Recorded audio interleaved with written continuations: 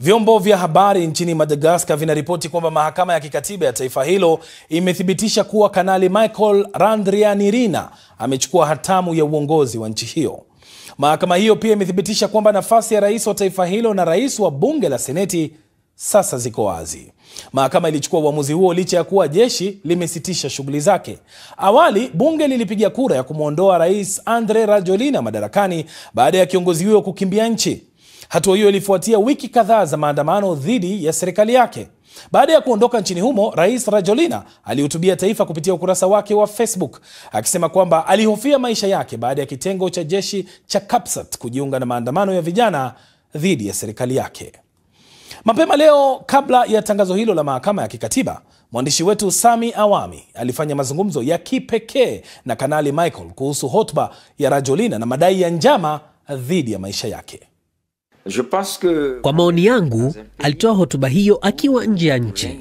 Sidhani hotuba hiyo ina umuhimu wowote ndani ya Madagascar. Haipo. Hatutambui hotuba hiyo. Bas, kuhusu madai ya njama ya kumuua rais, kama ulivyosema, ni madai tu, sio kweli. Hatukupanga. Hatukuwa na mpango wa kugusa hata nywele zake. Kwa nini tufanye hivyo? Jeshi halijaundwa kwa misingi hiyo. Wanajeshi hawajafunzwa kumuua rais. Hiyo ni kazi ya watu waliolipwa, sio kazi yetu. Sasa tuungane na mwandishi wetu Sami Awami, yuko mjini Antananarivo. Awami, taarifa hizi za jeshi kuchukua madaraka zimepokelewaje na hali kwa sasa ikoje Antananarivo? Kwa kweli, baada ya jeshi kutangaza kuwa wamechukua nchi, wakaanza kuzunguka kwenye mitaa hasa ya katikati pale jijini Antananarivo, na kwa kweli walipokelewa kwa shangwe kubwa sana, hasa kutoka kwa vijana. Waendesha pikipiki walipiga honi zao, wengi walikuwa na filimbi, wamepiga filimbi sana. Kwa hivyo kuna watu ambao kwa kweli wameunga mkono hatua hii ya jeshi kuingia. Wapo ambao wana wasiwasi, hawana uhakika kuhusiana na ukurasa unaofuata. Hasa viongozi, kwa mfano hawa waandamanaji hawa wa Gen Z, wanasema wao walitarajia kwamba Rajoelina angeweza kujiuzuru vizuri tu kisiasa, na hasa jana vile alivyokuwa anahutubia katiba. Lakini kwa sababu sasa hakufanya hivyo, basi uamuzi huu wa jeshi kuchukua wanaupokea, lakini kwa shingo upande. Wengine ambao wana support au wanaunga mkono masuala ya demokrasia wanatumaini kwamba sawa, tayari nchi imefika katika hatua hii, lakini wanaona kwamba wana maombi yao ni kwamba huu mchakato huu wa mpito uwe mfupi zaidi, ili kwamba uchaguzi uitwe, basi serikali irudi kuwa serikali ya kidemokrasia. Je, umefanikiwa kuongea na viongozi wengine wa kisiasa na wamesema lolote kuhusiana na hatua hii ya jeshi? Ngumza na kiongozi wa upinzani. Ni kiongozi huyu, ni katibu mkuu wa chama kikuu cha upinzani hapa cha TEM. Kwa kweli tulikuwa hatujui kama wanajeshi watatangaza uamuzi wao huu, lakini alichokisema pia na yeye ni kwamba Rais Rajoelina hajawapa nafasi ya kupeleka mchakato kisiasa.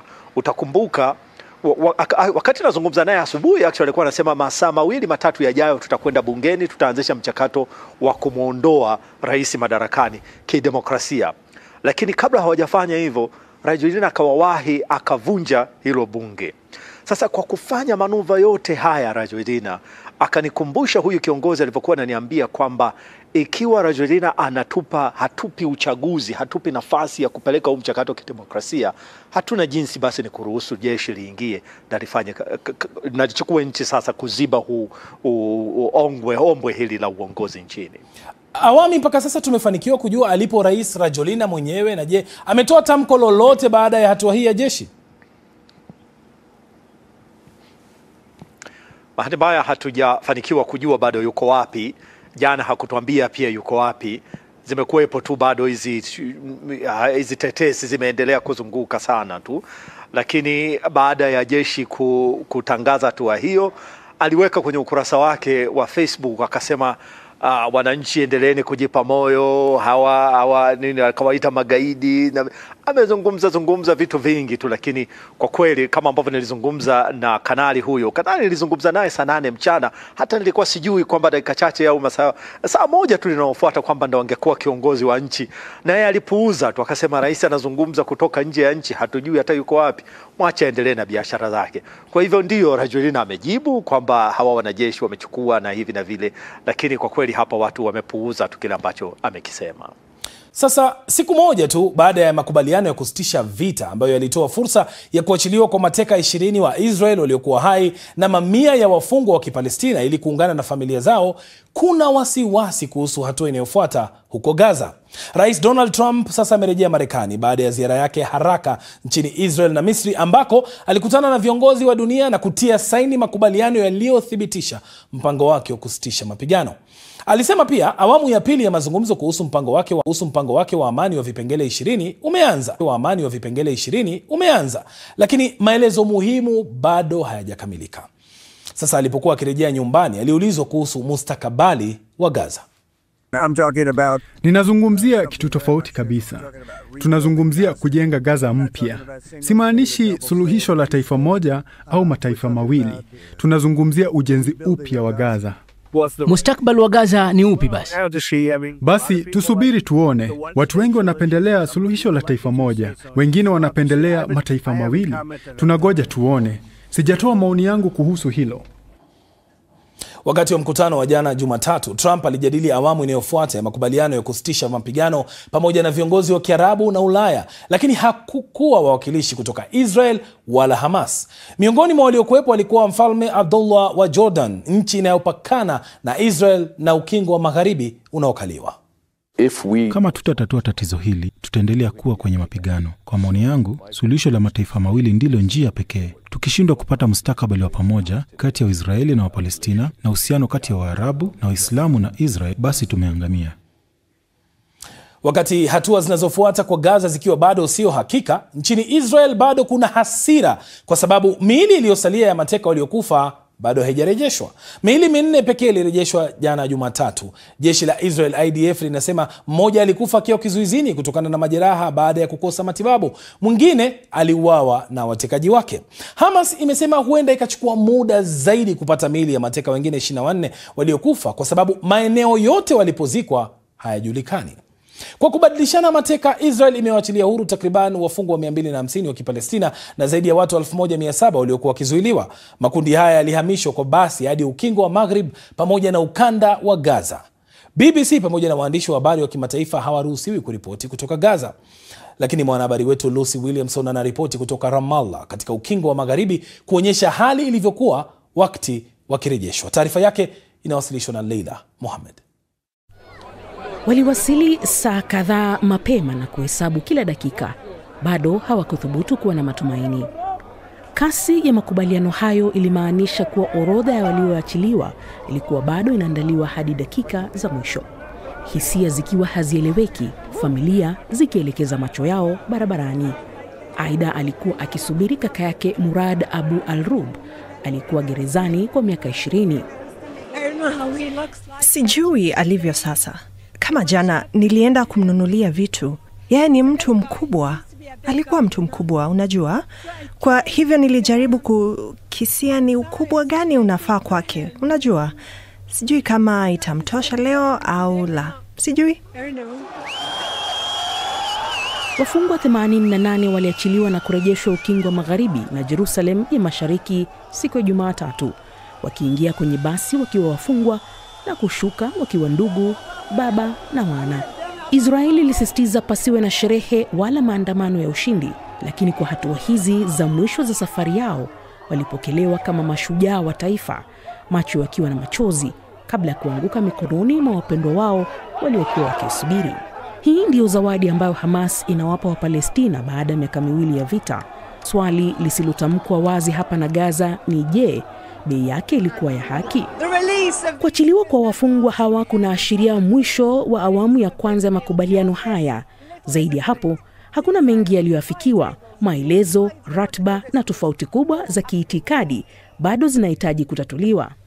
Lakini Murad hakuwa miongoni mwao, Aida akiwa hana faraja. tuligundua kuwa jina la Murad ambalo awali lilikuwa kwenye orodha ya waliokuwa waachiliwe lilihamishwa hadi kwenye orodha wanaotarajiwa kufukuzwa nchini. Walimteka nyara kaka yangu. Walimteka. Wenzetu walioko Gaza walimtafuta Murad miongoni mwa nyuso 1700 zilizoachiliwa leo huko. Bado haijajulikana alipo.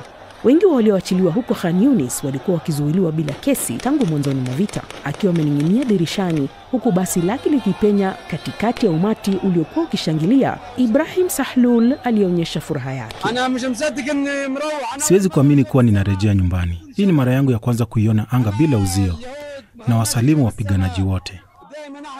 Watu waliorejea walichukuliwa hadi hospitali ya Nasir kwa uchunguzi wa kiafya. Mohamed Al-Bakri, ambaye amekuwa gerezani tangu Machi mwaka jana, alishtaki Israeli kwa mateso. Ilikuwa ni hali mbaya zaidi maishani mwetu. Tulichomwa, kupigwa, kunyanyaswa na kuvunjwa mifupa. Miili yetu inaonyesha alama hizo. Mabadilishano hayo ya wafungwa pia yameonyesha kwamba Hamas bado inadhibiti Gaza. Video iliyotoka siku ya Jumatatu inaonyesha wapiganaji wa Hamas wakionekana kuwaua wanachama wa kundi wanalopigana nalo. Mashambulizi ya tarehe 7 Oktoba yaliyopangwa na mtu ambaye Israeli ilimwachilia huru katika mabadilishano ya awali ndiyo yaliyoanzisha vita hivi. Kumaliza vita hivi kuna maanisha Hamas kukubali kuachia madaraka na silaha zake. Wiki mbili baada ya mahakama ya kijeshi katika Jamhuri ya Kidemokrasia ya Kongo kumpata na hatia ya uhaini na makosa ya jinai, aliyekuwa rais wa DRC Joseph Kabila ameonekana hadharani mjini Nairobi, Kenya. Picha za video zilizochapishwa na wasaidizi wake zinamwonyesha akiwasili katika jumba hili mjini Nairobi akiwa amelindwa na kisha anakutana na watu ambao BBC imearifiwa ni wanasiasa kutoka DRC. Kabila anaripotiwa kualika viongozi wa chama chake cha Common Front for the Congo FCC na wengine wa vyama vingine vya upinzani kutoka DRC kuhudhuria mkutano huo ambao tumearifiwa unatarajiwa kukamilika hapo kesho, ambapo waandalizi watatoa taarifa kuhusu yaliyojadiliwa. Huku hayo yakijiri, serikali ya DRC imetia saini mkataba wa makubaliano na kundi la waasi la M23 nchini Katari, ambao unabuni jopo la kutathmini na kuhakiki mchakato wa amani, kuhakikisha pande zote mbili zinafuata kanuni zake. Hili lilikuwa mojawapo ya masuala yaliyoafikiwa kwenye mkataba wa jumla wa makubaliano. Haya yanajiri wakati ambapo mjumbe maalum wa Umoja wa Mataifa katika eneo la Maziwa Makuu, Huang Xia, ameelezea wasiwasi wake mbele ya kikao cha Baraza la Usalama la Umoja wa Mataifa kuwa makubaliano ya amani kati ya DRC na Rwanda hayaheshimiwi. Xia amesema mapambano yamehamia upande wa Kivu Kusini na kwamba hali hiyo huenda ikarejesha nyuma hatua iliyopigwa awali ya kurejesha amani mashariki mwa DRC. Sasa tuungane na mwandishi wetu Leila Mohamed kutupa maelezo zaidi. Leila, umekuwa ukifuatilia haya kwa muda sasa, na ajenda ya mkutano wa leo kati ya Kabila na viongozi wa upinzani, je, tumeanza kunusia na kujua ajenda ilikuwa nini? Wamebana kifuani, mambo ni kimya kimya Roni. Wamesema kwamba wataweka yote mbarika hapo kesho, ambapo inatarajiwa kwamba waandalizi wa kikao cha leo wataweza kufanya kikao na wanahabari na kutangaza wazi ajenda kuu ya Kabila ni gani. Mkutano huu unaandaliwa jijini Nairobi. Je, serikali ya Kenya imesema chochote, kuna tamko lolote kuhusu kuwepo kwa mtuhumiwa huyu wa makosa ya jinai ambaye amehukumiwa kunyongwa nchini DRC? Kama BBC wanahabari tumeweza kutafuta upande wa Kenya kujua ni vipi ambapo kikao hiki kimeandaliwa hapa Kenya. Hatujapata ujumbe wowote kutoka Wizara ya Mambo ya Kigeni, lakini ikizingatiwa kwamba mambo kati ya Kabila na Kinshasa sio mazuri, huenda hali si hali na labda mawasiliano ya kidiplomasia yanafanyika kuanzia sasa kati ya Nairobi na Kinshasa. Sasa Kabila anaonekana jijini Nairobi wakati ambapo mahakama ya kijeshi imemhukumu kunyongwa, lakini hii inatoa taswira gani kwa zile juhudi ambazo zinaendelea kule Goma za kutafuta amani? Kwa sababu Kabila anajulikana wazi kwamba yeye anaunga mkono kundi la M23 ambao wanazuilia ama wameshikilia mamlaka kule Goma. Ukizungumza na wataalamu wa diplomasia wanasema tunaangazia swala hili kwa pande mbili, kidiplomasia na pia kisiasa. Mkutano wa leo ulikuwa ni siasa za ndani ya DRC. Amewaalika viongozi wa chama chake na viongozi wa vyama vya upinzani ndani ya DRC. Hii si mara ya kwanza anafanya mikutano na viongozi mbalimbali wa DRC. Kumbuka kikao cha mwisho kilichoandaliwa hadharani kilikuwa kule Goma, ambapo alikutana na viongozi wa matabaka mbalimbali. Kwa hivyo anajipanga, anaonekana kujipanga kama jambo muhimu katika siasa za ndani ya DRC kwa sasa, na wengi wanatarajia kujua anapanga nini. Kuna hati ya kukamatwa kwake Kinshasa ili aweze kunyongwa, sababu mahakama ya kijeshi imeshapitisha hukumu yake. Kuonekana kwake Nairobi, je, serikali ya Kenya inashawishika kinjia yoyote kuweza kumchukulia hatua ili kuweza kurejeshwa akakabiliana na mkono wa sheria ya DRC? Kumbuka hii si mara ya kwanza. Wacha nikurejeshe Kenya mwaka 2010 ambapo katiba ya Kenya ilikuwa inaasisiwa Agosti 27. Aliyekuwa rais wa Sudan al-Bashir alikuwa hapa Kenya. Kumbuka wakati huo mahakama ya jinai ya ICC ilikuwa inamtafuta na walitaka kamatwe hapa Kenya. Kenya hakufanya lolote.